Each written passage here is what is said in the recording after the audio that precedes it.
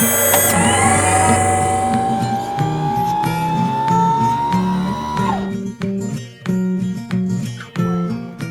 right, welcome back to 10,000 Robes. I'm with my assistant Harper. Hi. And this episode we're going to be talking about tires. So the tires on my RV are an embarrassment. We've never replaced the tires and they need a lot of work. Now this RV only had about 32,000 miles on it, I think, which is pretty good for the engine and typically is pretty good for an RV. But if you know anything about RVs and RV tires, you're not necessarily worried about it wearing out like on a regular car. It's more about them decaying. So let me show you a little bit of close-up of these tires and kind of what we're dealing with here. So our RV hasn't been driven a whole lot. It's been sitting here in our driveway while I've been doing a ton of work. And the tires, as you can see, are kind of dry rotted. You can see how those little cracks there, a little bit like alligator skin. But if you look at the actual treads, they're not bad. There's a lot of room in there. So again, it's not the treads we're worried about. It's the decomposition of the tires. And that's what we don't want to go on a long road trip because those tires could blow out. So they've been having some trouble holding air, holding their air pressure. So it's time to get new ones. You know, obviously you should know that on the side of your RV or on the side of your tire, I mean, you can find the size. So make sure you have the right size. Most tire manufacturers recommend, at least for RVs, you don't really want to keep them any longer than 7 years. But I've seen people say up to 10 years. But I would definitely recommend if you bought a used RV from somebody and you don't know how old it is, to, you know, if you can verify the age of these tires. I've been looking for the secret code that most people don't realize is on your tire to tell you how old your tire is and exactly when it was made. And I'm not finding it on this thing. I have looked and looked and looked, and we can't find it, right, Harper? It is nowhere to be found. But as you can see, this tire is pretty old, so it's kind of irrelevant. It doesn't matter. But let me take you to another tire and see if I can find that code and explain why the age of the tire is so important. So I had to go to the back tire to find this. This is supposed to be on every tire, but I can't seem to find it on the front tires. But as you can see, these tires are in such bad shape. It's actually kind of embarrassing. But in my defense, I never bought tires for this thing. It's just been sitting here while I did renovations. So if I'm gonna let a tire just get old because of the sun, might as well just let it ride on old tires. And now that I've got a lot of this work done, I'll buy some new ones. But there's a data code on tires. You can see it right here. Hopefully you can see it.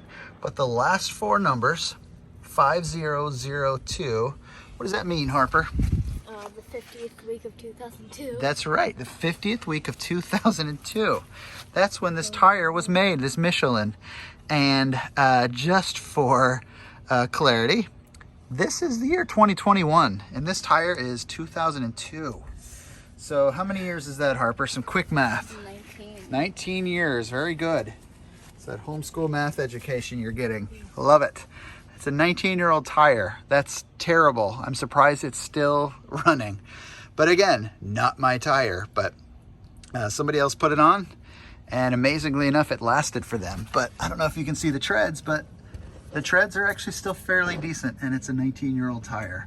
So these tires have to go. So you can't just buy one of these tires at the local Tire Kingdom. You've got to go somewhere specialized. And around here, I've been having trouble getting service for RVs, generally for a lot of things, but tires in particular. The local big RV supply store doesn't like to work on old RVs. So I've had to figure out another way to do it. So you've got to find somewhere. You're eating a weed.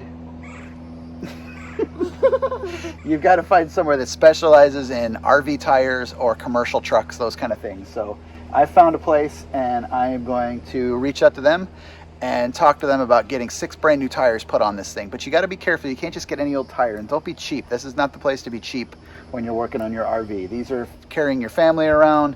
You want to get something good. You don't need to get the best of the best, but at least make sure you're not going cheap on these things. So how do you know what tire to get? What size? Let me show you.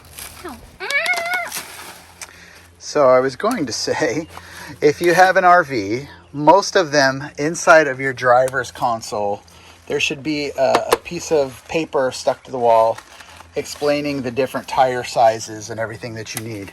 But in my old 1998 Winnebago, it's not there. I don't know if it ever was, but it's not there. So I have one other option to find out the specs. I don't just trust. Right now the size on this thing is 235/85 R16. And while that's probably the correct size for this RV, I don't want to assume, because the previous owners took a lot of shortcuts and they may have just been going cheap. But you want to make sure you have the right tire that can support the weight of your RV. So let me go look in the back. I've got one other option back in the closet. So we're back here in the bedroom and the master closet, if you want to call it the master. It's really the only closet. There's a little weight information piece of paper that gives some of these details. So I thought that maybe the recommended tire would be back here, but it's not. But I do have another option now that I know some of this information. So let me zoom in on this, and we'll take some of the information on here and look one last place online so that we can know what type of tire we need to put on this thing. So this is the weight information document that's been hanging on the wall here. It was glued to the wall, and I made sure to paint around it so I didn't lose this information. But up top it has your series name, your model, your VIN number, and that's pretty important to be able to determine what kind of chassis that you have. I believe this is a Ford chassis, but they also make them with Chevrolet chassis. And at least from what I've seen, the type of chassis you have determines the type of tire that you need. So the GARW is the gross axle weight. So it's broken down by the front and the rear axle. And then your gross vehicle weight, up to 17,000 pounds when this thing is fully loaded. It even has the gross combination weight for how much you can tow. So you just want to be careful to make sure that whatever tires you buy are rated to carry that full amount of weight, so that when you're fully loaded with water, gasoline, whatever it might be, towing a vehicle, you want to make sure your tires can hold that. So definitely double check that. And again, don't cheap out on cheap tires. So today is the day that I finally get these tires replaced. I went online and I did some shopping, and this is what I came up with. There's a place called rvtires.com. rvtires.com, basically you can pick out the tires that you want, and then they'll ship them to an installer, and the installer you'll then just pay them for the installation.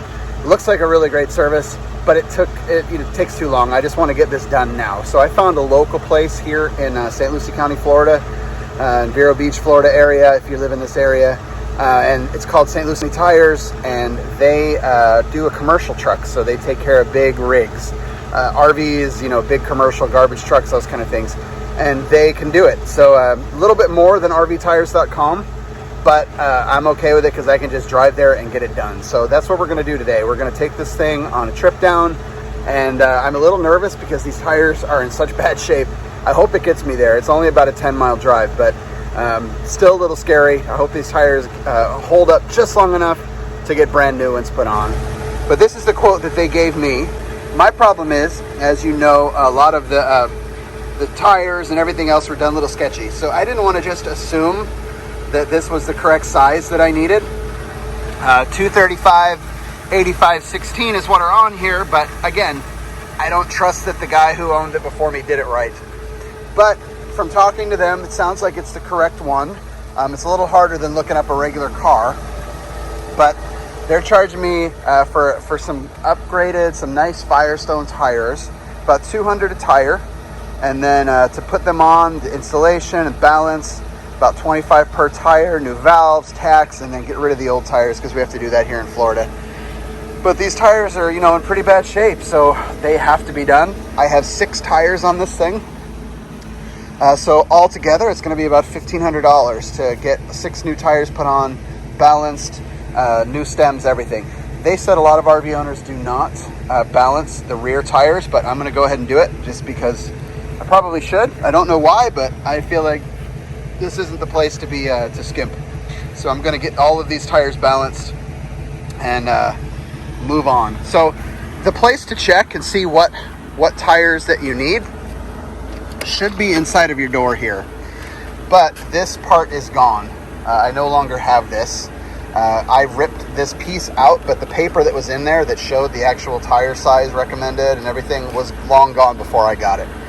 So if you have something like that, congratulations, this will be a lot easier for you. But if you don't, listen to what the experts tell you. I am not an expert, so don't ask me what kind of tire you're going to need or what size. Talk to the experts.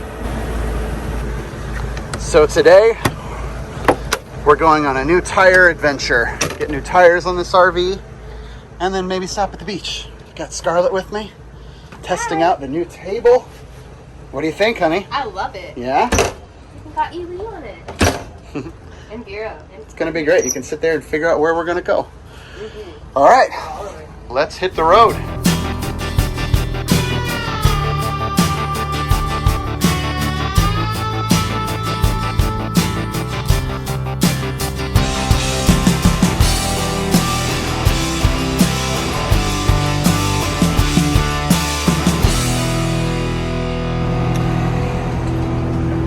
Just put some gas in her, filled her up. In this day and age, it cost almost $200. So it's pretty crazy. But here we are. We're coming up on St. Lucie Battery and Tire, and they're going to do our tire work today.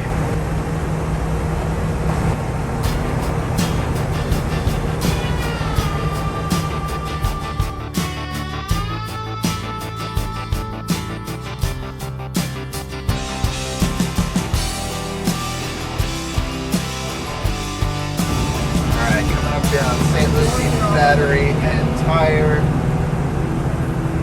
commercial. So let's see what they can do for us today. Let's see how this goes. So here we go. Just have to, this is all new to me, so I have no idea what I'm doing. Yeah, so it looks like you just drive right up into the service bay here and they take care of you. So let's see how this goes.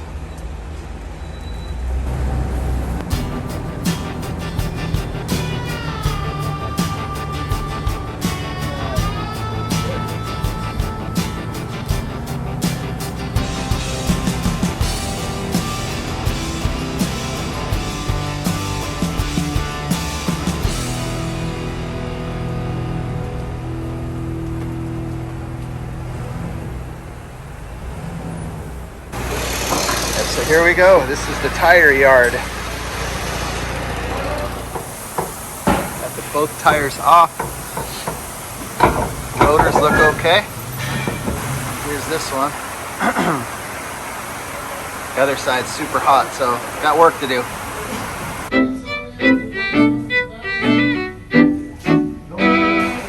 Look at those nice brand new tires on here. Looking good. All right.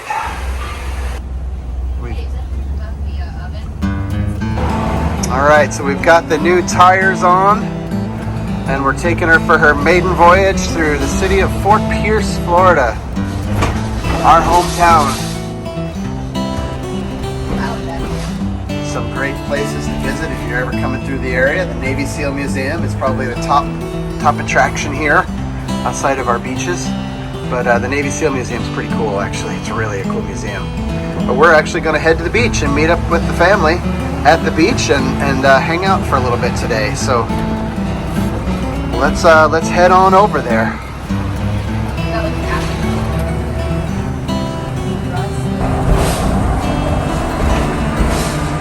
Natalie's orange juice. If you've never had it, definitely want to try it. It's so good. If you're lucky enough to get it where you are.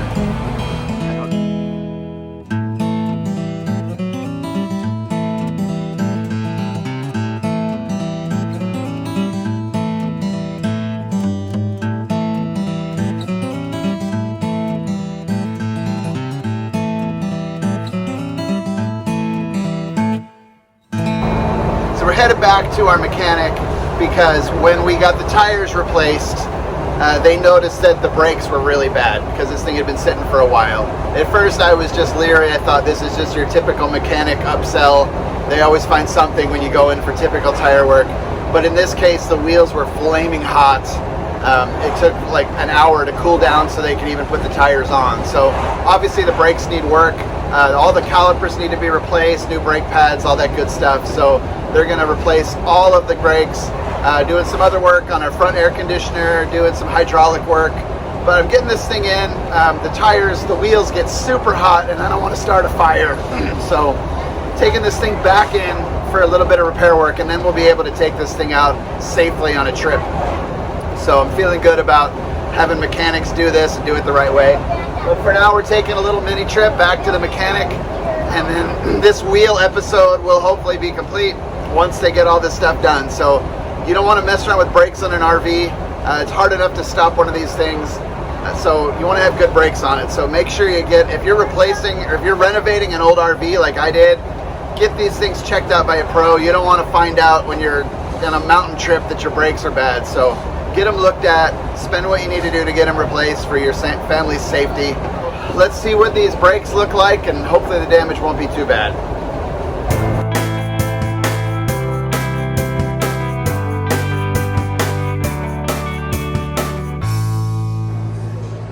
Well, we're back getting the, we're picking up the RV finally, Harper.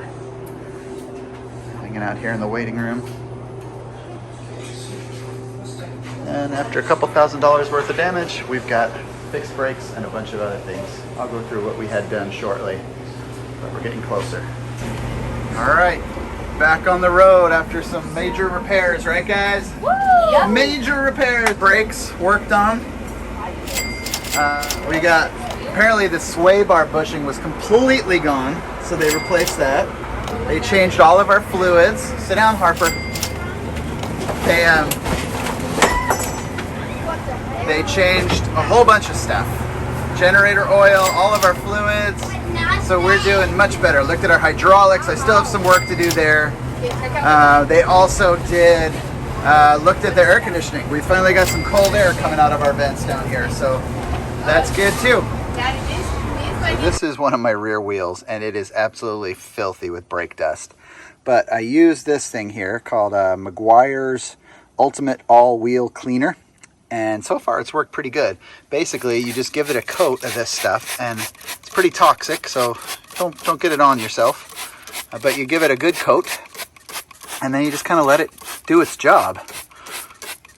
It actually turns different colors, apparently. So the directions say that it turns brake dust purple and road grime brown. So there's a lot of both on here. So you just give it a good coat.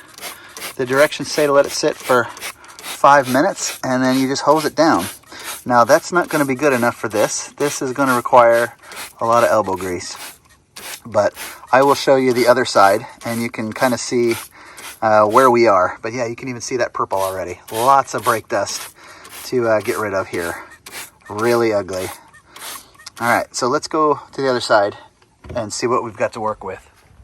After a few minutes with this Meguiar's wheel cleaner and a steel brush, I've done a little bit of elbow grease and actually found a white wheel underneath, which is pretty amazing. So I've got to get this upper level here, which is a little bit harder. But basically, you just scrub it, and we're going to hose it down. And then we've got this great cleaning action that comes from it, which is pretty cool. But yeah, it's just like you're brushing teeth here, like maybe a dinosaur or something. And you give it a good brush. And then when I get done, I'll be back and show you what it looks like when we squirt it down. So it goes without saying to be very careful around this brake dust. It is highly toxic and carcinogenic. But with a little bit of a hose action here, look how clean it is. Pretty amazing. So this is a pretty good tool or product, this wheel cleaner for Meguiar's. This is a pretty bad wheel, and it's a lot cleaner. I'd be squirting it a lot harder if I didn't have my camera here trying to do both at the same time, but overall, very clean, much different, night and day from what it used to look like. So let me finish this one, and then we'll go take that the other wheel and really check and see what happens after one application. All right, it's getting a little dark here, but let me give it a squirt and see what happens. So this is zero scrubbing, just letting it sit. And it's pretty bad. Not, I don't know if this one's white underneath or not. Can't really tell yet. I may need to scrub some. All right, so after a little bit of scrubbing, it actually is white under here. So I've got a little bit of work to do. You probably don't really care to see somebody scrubbing for the next hour, but I will scrub and get back to you when it's done so you can see that it truly does work. This is what the goo looks like, and this is after a little bit of scrubbing. So it's actually kind of artistic. It's kind of nice. The purple is brake dust, the brown is road grime, and this stuff works pretty well. A little bit of elbow grease needed, but it's really made these old looking wheels turn out to be okay. At least they're acceptable and no longer an embarrassment. Sorry for the loud generator noise, but I wanted to quick show you an update on what happened with these tires after a little bit of scrubbing. So check out the final product here. Look at that. Nice and white. I know that's not the greatest tire you've ever seen, but keep in mind that these tires probably hadn't been cleaned in 20 years. So that looks pretty nice, and I'm very happy with it.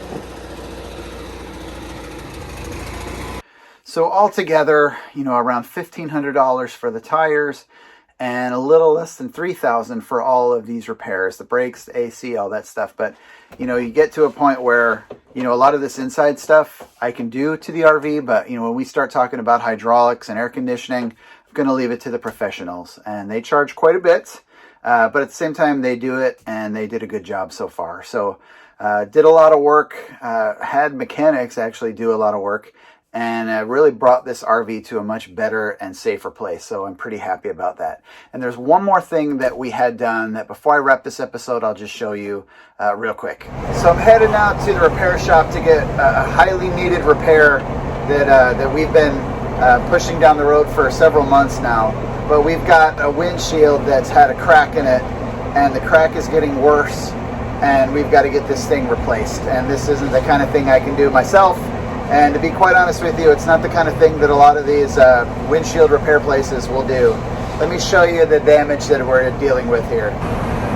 So this is the primary crack. It's pretty big. Not sure how it got there, how it started. It just started to expand on us. As we started to drive it and it starts hitting bumps in the road, it started to really extend. And then when we had somebody come out and look at it, he found a couple of other little cracks on this side.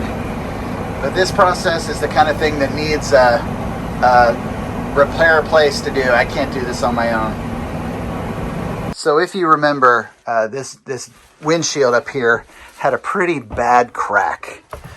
You can't, obviously it's gone now, so you can't see it. But you can see the remnants. There was a lot of rust up there. So over time, the previous owner had used silicone caulk to fix that leak.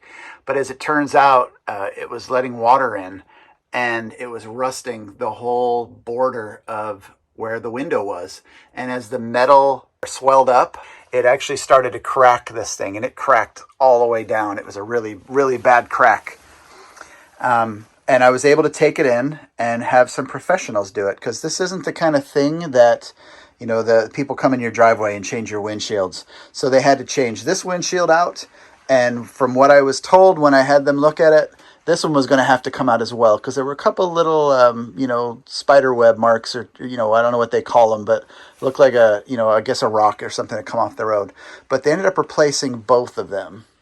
And the best part about them replacing these windshields is, number one, they're squeaky clean. They look wonderful. And even better, it was free. So in Florida, if you have comprehensive or collision coverage on your vehicle, you can get your windshields replaced at $0 deductible. So can't beat zero. And it really is a necessary, needed improvement. Honestly, I should have done this when I first started noticing this crack. Because, there was a lot of risk of leaking, but thankfully nothing major, no big leaking came in, and the main leaks were here on this dashboard. So you can see on this dashboard, this is where the leaks would come in. This, it kind of dripped on top of here, and I always kept, you probably see it in the background of my videos, a giant plastic tub on here to catch the water. But it basically, it did a number to this leather that's up here. So I really want to swap it out and replace it, but that is for another day, not for this episode. For now, this episode is done. So thank you so much for watching 10,000 Roads. This was a long episode, and I hope you learned a lot about tires and brake repairs and all that good stuff. when it comes to an RV. So we'd love it if you watched our other episodes. Check out our channel, 10,000 Roads. We've got videos from all the renovations we've done on this thing. So as you can see behind me, it looks fairly new, but if you go back to our first episode, this place was a wreck. And we've done everything from the floors to the kitchen to everything. So check it out, watch our videos, like our videos, subscribe, you know, all that good stuff. We'd really appreciate it. And if you leave a comment below, I will do my best to get back to you. But thank you for watching. We hope you enjoyed it, and we'll see you next time. Thanks.